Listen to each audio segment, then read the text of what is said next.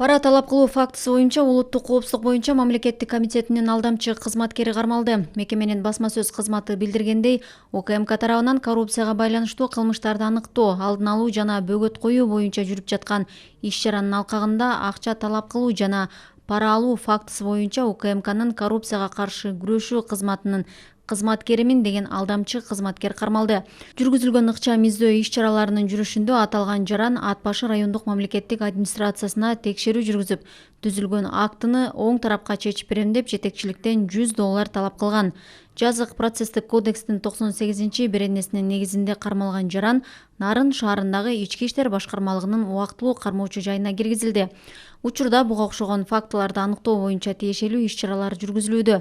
Эгерде аталган жарандын иш аракетинен жабыркагандар болсо, УКМКнын Нарын облусундагы ишеним телефонуна кайрылыңыздар деп билдиришти УКМКнын басма сөз кызматынан.